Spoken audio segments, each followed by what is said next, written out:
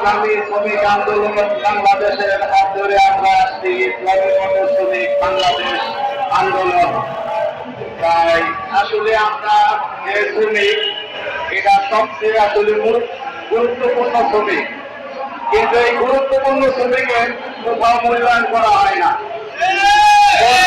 মূল্যায়ন করবো কি লেখা? মূল্যায়ন করা আসলে বিগত যে স্বৈরাচার সরকার ছিল, এই স্বৈরাচার সরকার আমাদের যা ইজ্জত মান আছিল সবকিছু নষ্ট করে দিয়া বিভিন্ন সেক্টরে মনে করেন দুর্নীতি ঢুকিয়া আজকে আমাদের মনে করেন ইজ্জত সব জায়গায় শেষ করে দিচ্ছে।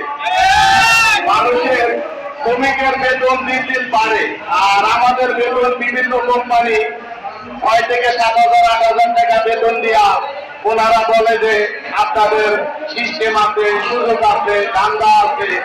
এই ধান্দার মাধ্যমে যখন আমরা মনে করেন বিভিন্ন জায়গায় হয়রানিত হই, তখন আমাদের বলা হয় যে আমরা নাকি ঘাতক। আমরা এই দেশের ঘাতক না, আমরা তো সেবক। এই সেবক যদি ঘাতক হয়ে যায়, তাহলে আমরা কিভাবে এই দেশে এই মনে করেন গুরুত্বপূর্ণ যে শ্রমিক, আমরা যে গাড়ি চালাই মোটর শ্রমিক, আসলে এই জায়গায় অনেক কষ্ট লাগে তখন যখন আমাদের ঘাতক বলা হয়। আমাদের আসলে সবচেয়ে মূল্যবান যদি আমাদের কর্মঘণ্টা নাই, আর আমাদের কর্মঘণ্টা না থাকার কারণে আমরা ঘাতক হয়ে যাচ্ছি। বিভিন্ন সেক্টরে মনে করেন যে প্রত্যেকটা প্রতিষ্ঠান যারা আছে, সুইপার থেকে শুরু করে যারা আছে, প্রত্যেকের কর্মঘণ্টা আছে, হয় 8 ঘন্টা, নাইলে 10 ঘন্টা, নাইলে 12 ঘন্টা থাকে। কিন্তু আমাদের ক্ষেত্রে কোনো কর্মঘণ্টা নাই।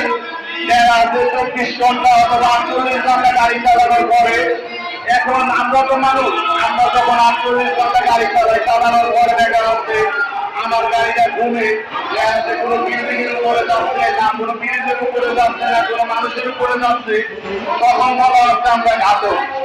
আসলে আমাদের করণীয় কি? আমাদের নির্ধারিত কর্মঘণ্টা দিতে হবে, আমাদের সর্বোচ্চ কোনো ধান্দার দরকার নেই, আমাদের সর্বোচ্চ বেতন থাকতে হবে 30,000 টাকা। আমাদের 30,000 টাকা করে দিতে হবে, এটা সরকারের কাছে আমরা দাবি। এই দাবি নিয়ে আজকে আমরা আসছি। আসলে আমরা অসহায় হয়ে আসছি। বিগত যে সরকারগুলি আসছিল, এই সরকারগুলি আসলে আমাদের কখনো সুযোগ সুবিধা দেখে নাই।